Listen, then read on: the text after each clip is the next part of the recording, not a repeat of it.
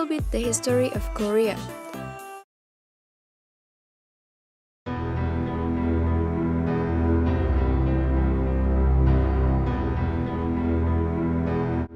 During the Second World War, Korea was under the control of Japan.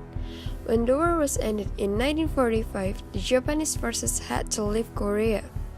The country was actually split at the end of the World War II. In 1945, by order of the United Nations, Korea was temporarily split at the 38th parallel. This parallel divided the Korean peninsula roughly in the middle. In 1953, the Demilitarized Zone, or DMZ, was created by an agreement between North Korea, China, and the United Nations. During the Cold War, it was effectively an ideological war between capitalism and communism, and it was eventually divided into two spheres of influence for the Korea. The North was controlled by the Soviet Union and the South by the United States. The war between two Koreas was broke out in 1950 and lasted till 1953, which is called the Korean War.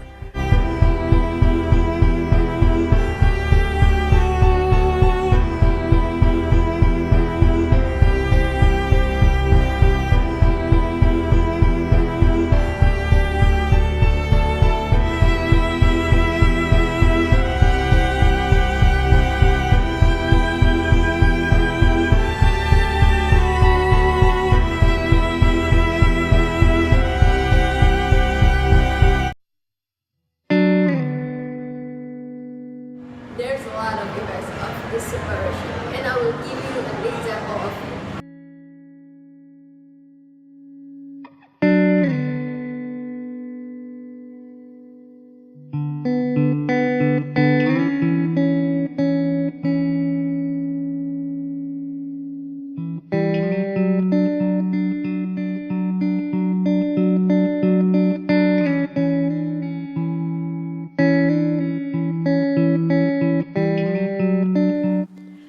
The forced separation of the Korean people also separated countless families for decades, and so far, the Red Cross has reunited over the 20,000 family members.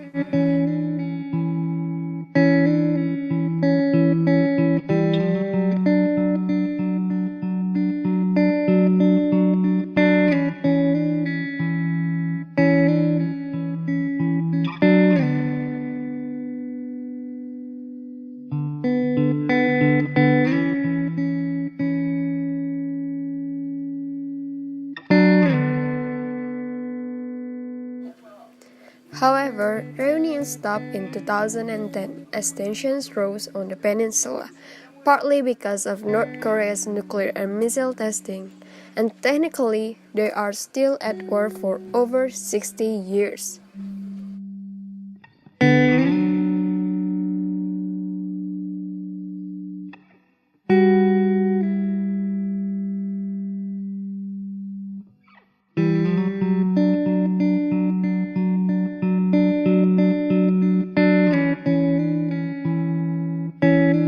Hyunseo became one of thousands defectors to try to escape across the border to China, a dangerous journey that risked being sent to one of North Korea's infamous prison camps or even death.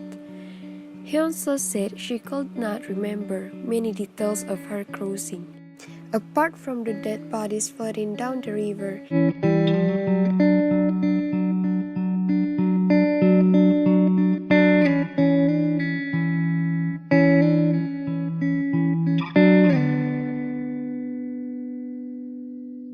once she was safely across, she went into hiding with her relatives in China before making her way to South Korea, where she now lives and divides her time between her studies and work as a human rights activist.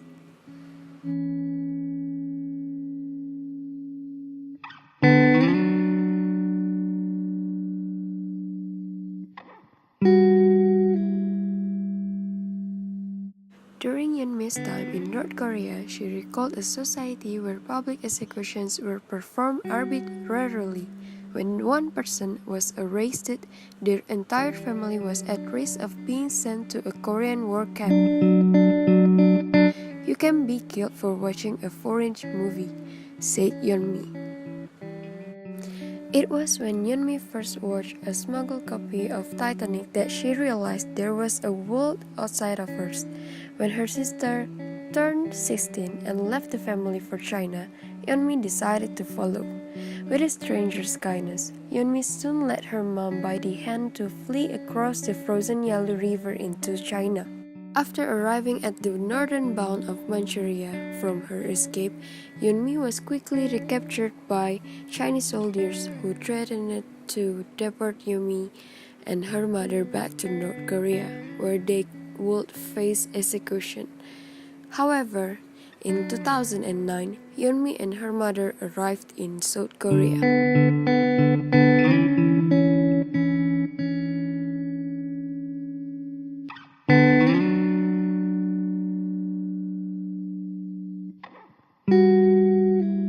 Joseph Kim told the story of his life in North Korea during the famine years. His mother had disappeared. His sister had escaped to China. He was all alone in a land where his government's calculated mishandling of a harsh famine in the middle of the 1990s.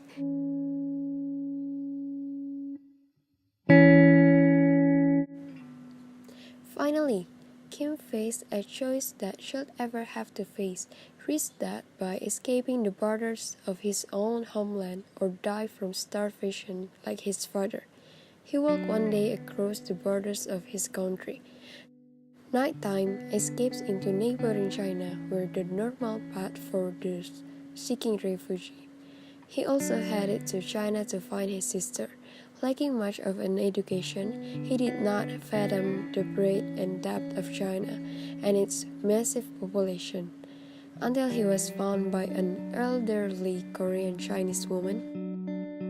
Eventually, a missionary society helped him find a foster home in the United States.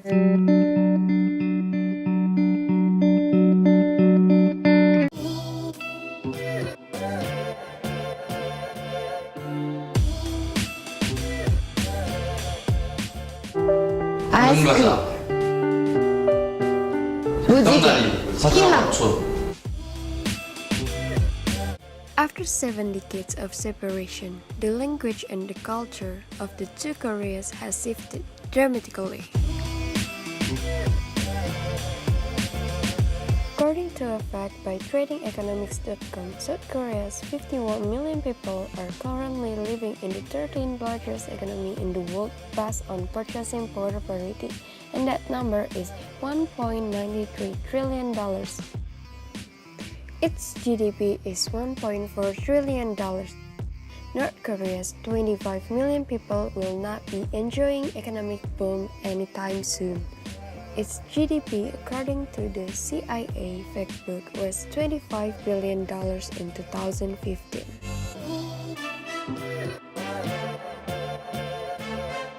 The country's main industries are agriculture, mining, fishing, and services, while South Korea's major industries cover more modern sectors such as electronics, automotive, shipbuilding, and petrochemicals. South Koreans get 16 days of public holidays, one less public holiday than in North Korea, and North Koreans are forced to work 17 days straight to get 15 days of a year. According to the most recent WHO report on global suicide, South Korea was the only developed country in the world to make it onto the top 10 list, putting South Korea in the third place in the world, behind North Korea.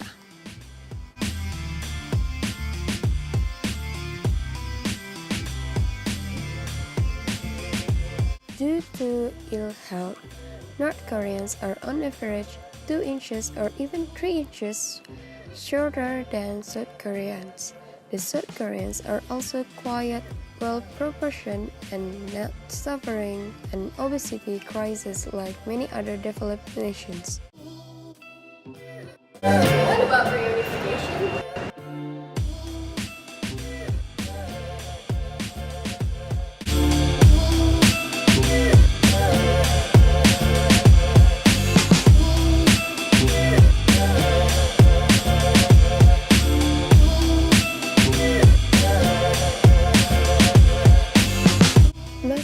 Young South Koreans think that reunification is not a thing for now, and most of them think that reunification might create serious social problems because the gap has become too big and things will get complicated.